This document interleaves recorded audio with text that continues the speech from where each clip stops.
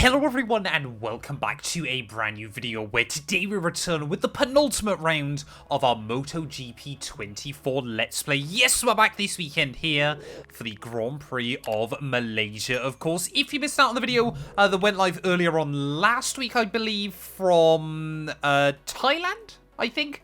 Go back, check it out. We've got 2 rounds to go of the campaign now, and we're pretty much locked into P4 in the championship, to be honest with you. We've got a 31-point gap back to Rowida. We've got a 55-point gap to Tatsuki Suzuki in front. I can't come any higher now than P4 in the championship, and I'm hoping by the end of this weekend we can't come lower than P4 in the championship either. Furusato is officially your Moto3 champion, but I believe in both other series it is still yet to be decided there. Agura has an 8-point lead over Vietti, and Tony Arbolino, I don't think I've ever seen that name in this series, is now up to P3. And then taking a look at the MotoGP calendar as well there, you can see 4 points in it between Jorge Martin and Marco Bezzecchi as well there, with Brad Binder, Jack Miller and Francesco Bagnaia still with an outside shot at the title as well. So yeah, we return though here to Sepang this weekend. It's a track that I know and love. I'm really looking forward to it. Of course, we've got to try and get through to the end of the season, see whether any Moto2 teams are going to be interested in us. As well, quickly, I just want to say a massive thank you to everyone for the continued support. We've ticked over 2,800 subscribers. We're getting very, very close to 3K. And if you like the the F1 Manager series, we're going to be back tonight live with the Ferrari career mode and taking on some challenges as well. So lots of good fun on the channel at the moment. Let's do this thing. Good morning from Sepang. Here we are again from the circuit where the second practice session is about to begin. The session will be important both to test the race pace and to book a place in Q2. Well, returning then here to Sepang, ready for the penultimate round of the season. I must admit, it does feel a little bit weird that, of course, obviously we do so much racing in Europe, then we kind of move back to Asia just to come back to Europe ready for the very last race of the season. It kind of feels like Formula 1 back in the late 90s where they would go back to Jerez for the season finale for whatever reason. Jerez has never particularly been a great circuit for overtaking, but I guess, you know, it did give us some drama all the way back in 1997 then. Thanks for that. It's taken us 2 corners before I get absolutely taken out by a maniac. Well, I know I said this last season as well when we came back here. I miss Sepang. It was such a good track on the Formula 1 calendar. And I mean, we get all these random race circuits now, and yet we still can't come back to tracks like this or the Hockenheim Ring. No idea where that guy's going down at the end of Sector 2. No, it's not Sector 2, is it, in MotoGP? Because obviously every track has 4 sectors. So either way, he's gone. It's got to be one of those rare circuits in the world that feels like it both completely suits motorbikes and cars. It's high speed, it's fast, it's flowing. And I remember, obviously, yeah, when this place first came into Formula 1, obviously it was just completely space age. Of course, nowadays, I mean, Sepang doesn't feel old or anything like that. But yeah, there was always reports, wasn't there, that teams and drivers just couldn't believe that, you know, there was a motorsport venue like this in the world at the time. Obviously made its debut in Formula 1 right back at the end of 1999, as that's a long lap penalty that I'm not going to serve. Well, we're starting to see top times on the board then. Tatsuki Suzuki at 2:15 is a very, very good benchmark. This final corner as well, we've got to be really careful. You've got to brake way earlier than you think to, pretty much at the start of the curb. And even then you can see still how deep we're firing into the corner there at the final turn, though. Hopefully this is going to be a good benchmark that should leave us right up towards the front of the order. Not expecting it to guarantee us straight into Q2, but we do go P3. Well, it is amazing how much time you can find when you're not having to avoid other riders dive bombing you into every single corner. 6 tenths up as we make our way down into towards the final turn. So hopefully this is going to be enough to see us straight through into Q2. Still, for whatever reason, cannot find an apex through that final corner. But we'll get on the power nice and tidy on the exit there. Avoid the camber on the inside. Up towards the line, it is going to be a low 1:16. Still only in P4, but we put a nice gap behind us. Well, there we go. A completely wet second session there made life just that little bit easier for us. We end up P6 come the end of free practice. Maybe it was going to be worth trying to get some wet times on the board. I don't know. But yeah, let's head into Q2. We're back again at the circuit to start the second Moto3 qualifying session. The riders are ready, just a few moments, and we'll see them battle it out for lap times. I do still absolutely think it's crazy that they do so much of the Asian leg inside MotoGP right as they head into rainy season.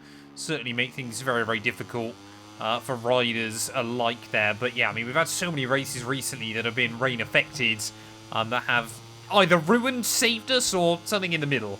But hopefully this weekend here in Sepang, it is meant to be sunny skies throughout the rest of the week. So as we head out into Q2 then, I reckon we've got a chance to fight for pole here. As long as we can stay out of the way of other riders and get the lap really nailed. Just got to make sure we hit those apexes in a couple of spots and try to find the limit on this bike. Luckily, I feel like I'm at a stage now on this game where I can just kind of jump on and get up to speed pretty quickly. So I'm hoping we can try and sort of continue on with that. Because, yeah, it is good fun now. I feel like I've gained a base level of skill. Hopefully that comes through on the videos, but I do still bottle it from time to time. Like, keep talking about the final corner. This one as well is horrible for trying to spot the braking point. I find myself having to brake earlier than the game even recommends there. That's probably the best I've done it all weekend, actually. So I'm quite happy with that. I mean, look how many grandstands there are as well around this circuit. I don't remember it ever being kind of this busy in Sepang. I think it's still a popular circuit for kind of racing series in Asia.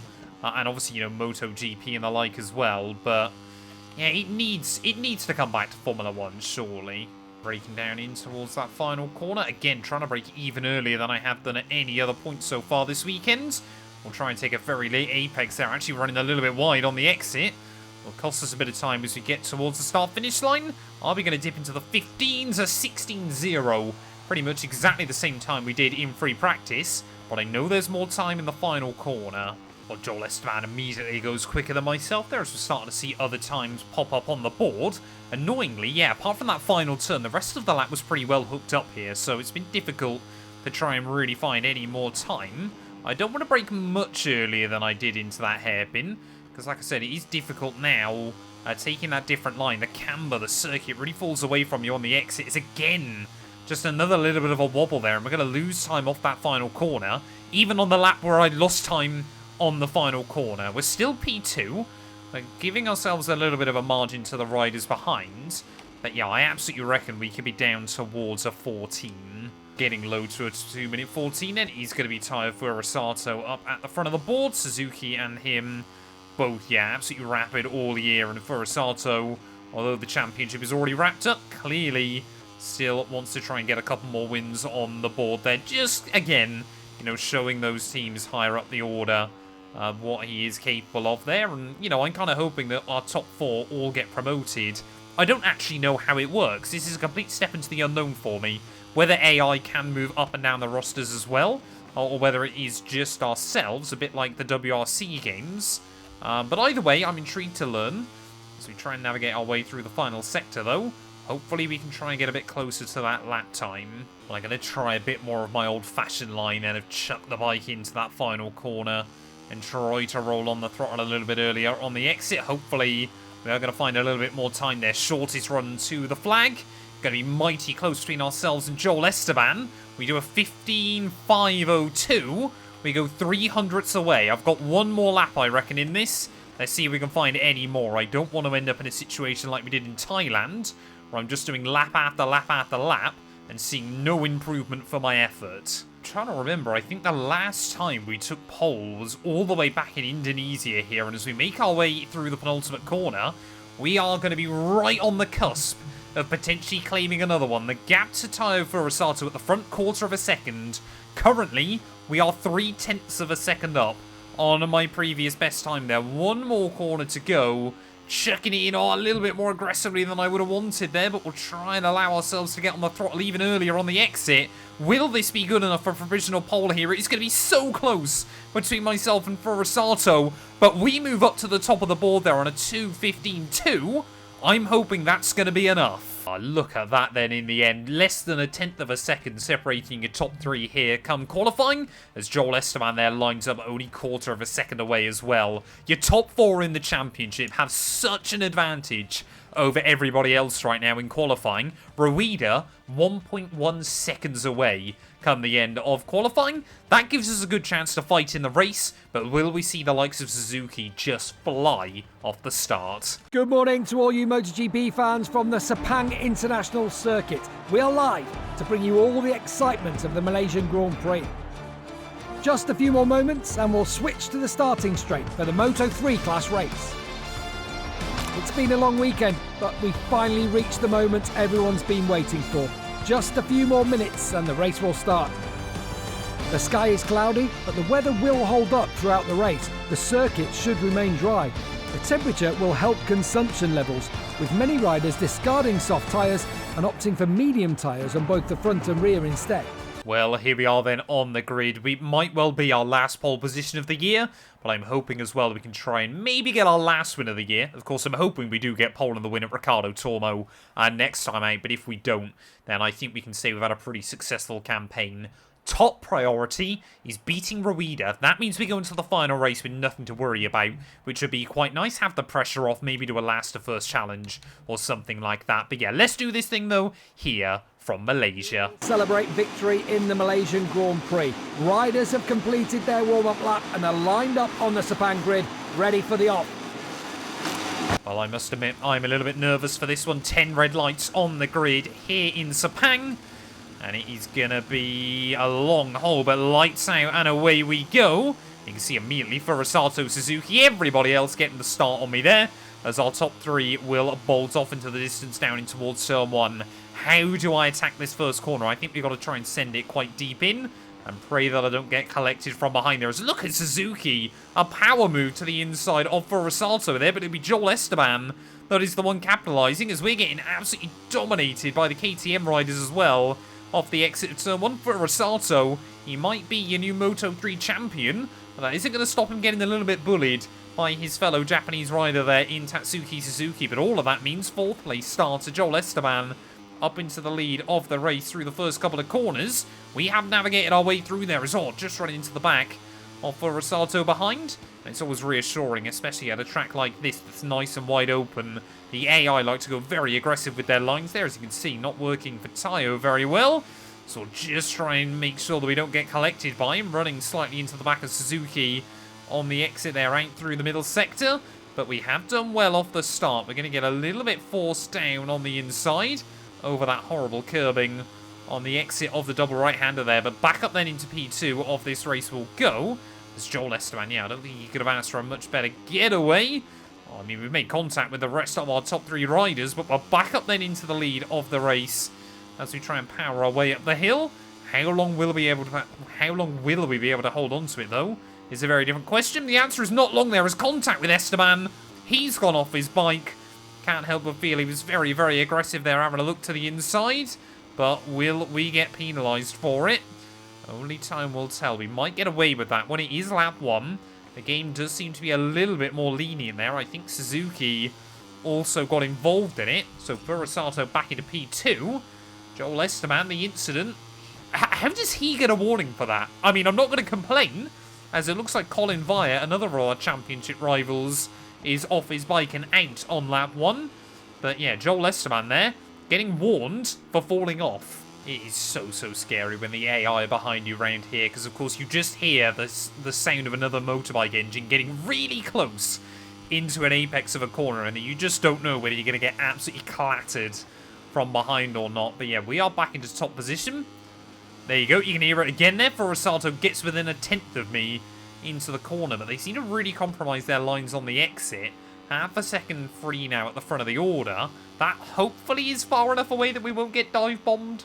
I think Furusato as well, just trying to ride a little bit more measured than he did last time out in Thailand. Of course, picked up that long lap penalty, and that ultimately meant Tatsuki Suzuki was under no real pressure as myself and Joel Esteban battled further back. So I think, yeah, Furusato this weekend is just trying to be a little bit more measured, trying to keep his cool early on. The thing is, though, for him, we're just opening up a gap at the front of the field. Already now 1.8 seconds as we come towards the end of lap 2. I'm basically hoping we do exactly what Suzuki did last week and just kind of run away as we make our way then towards the end of lap 3. It's really odd. So odd still on this game. Maybe it's only a glitch with the Moto3 class or something, but yeah, normally you would expect Furusato and Suzuki to be at least on my pace, if not way quicker. Because we're ahead of them at the end of lap 1, they seem to be going like a second and a half a lap slower than me. I think we're going to see our first 2:14 of the weekend, though. Yes, we are. So this effectively now might become a bit of a qualifying session for us. Joel Esteban as well, taking a look at the championship. He would now drop to P3 behind Suzuki if things were to end as they are. So we could still have a battle between them in the title heading into the finale. I remember last year here, we had decent one-lap pace on the bike, but then it actually rained during the race. And that basically meant that I think I fell off pretty early on. I basically spent the rest of the race trying not to fall off again, and it just barely keeping up. I reckon, I haven't looked back at that last video, but I reckon I'm at least 2 seconds a lap faster on this game. It might be 3 or 4. But yeah, 2:14.9 I think is basically the maximum we're going to get out of the bike this weekend. But I guess it's good to Moto2 teams if we absolutely dominate here. But yeah, this has ended up being one of the quieter races of the season. After a few bangers recently, yeah, this one has kind of just been pure domination. And starting then the final lap here from Sepang, 7.2 seconds now the gap over for Furusato. Looks like I believe him and Suzuki, though, built up quite the lead over everybody else. As Joel Esteban, yeah, he's got himself back up, I believe, into about 15th place. But is still, yeah, having an absolute disaster ride. Maybe had we not collided with him, he could have been in the fight for the win here. I don't quite know, but ultimately, yeah, the pace we've had over Suzuki and Tayo has been nothing short of a miracle. Looks like Suzuki, though, trying to get the jump on his fellow Japanese rider. So we could see a bit of swapping around between those two and maybe losing even more time in the final lap of this race as well there. But we're just trying to chase another personal best here as we find another 1/10 of a second through the first sector. But yeah, what a race it has been here in Malaysia. And as we head towards the final round of the season next time out, looking confident here and desperately wanting a Moto2 team to give me a call and tell us we got a ride ready for next year. Unless if I do that and fall off on this final lap, just like I did last time out in Thailand as well there. But yeah, still able just to explore the limits of grip around this circuit. We got a yellow flag out in Sector 2. No idea who's gone off. Maybe we'll get confirmation of that in just a second. And I believe that is... Oh, I can't remember his name. I recognise it, but I can't remember it here. As we make our way through, though, the final couple of corners. Don't say I'm going to get overtaken now. Come on, get back on your bike, man. I think we're still safe. I think we're still safe. For some reason, whenever we go into the last lap of a race in this game, I kind of seemingly either lose grip or lose concentration. I think it's probably the second one, to be completely honest with you. But as we make our way through, though, we've still got 2.6 seconds over Suzuki. Goes to showcase the advantage we have had here today. One more round to go of the season after this one, and I think with this result, we will have exactly nothing to gain and nothing to lose. I think P4 in your rookie campaign here in Moto3 is not bad going either. And as we round our way through the final corner, you got to celebrate every victory like it's your last in MotoGP. We are going to be back on top this weekend here in Sepang. Absolutely love it on a track I love. Back to back on the top. In a moment, we'll go live to the Parc Ferme for interviews with the riders who made the podium. But in the meantime, let's take a look at the final standings of this Moto3 race. Well, I think, yeah, that just minor accident on the final lap there probably made things look a whole lot closer than it was when all is said and done. We take the win by 2.5 seconds over Tayo Furusato there. Suzuki in P3 ahead of Rueda there with Alonso, Zurutuza, Holgado, Nepa, Ralston and Angel Paqueras rounding out your top 10 there. Joel Esteban did recover pretty well in what would have been a very close three-way fight at the end of that one. P12 there between Fernandez and Ivan Ortola. And it was Detweiler, wasn't it, of course, who fell off his bike right at the end there, with him and Colin Vire both failing to see the checkered flag. That means in terms of the Riders' Championship, it's done. We've locked up P4 overall there. We've got Suzuki and Esteban tied in front of me, though, so that's going to be a good battle to watch into the final race of the year as well there. Rueda up to the magical 212 points as well, ahead of Alonso and Colin Vire as well. So yeah, a few more battles up and down the order, but yeah, we have locked up that P4. And in the Constructors as well, we actually jump ahead of MLav Racing as well there. So I'd love to walk away with P3 come the end of the campaign. Thank you all so much for watching. If you have enjoyed, please do make sure to leave a like, get yourself subscribed, and we'll be back very soon when MotoGP returns ready at Circuit Ricardo Tormo.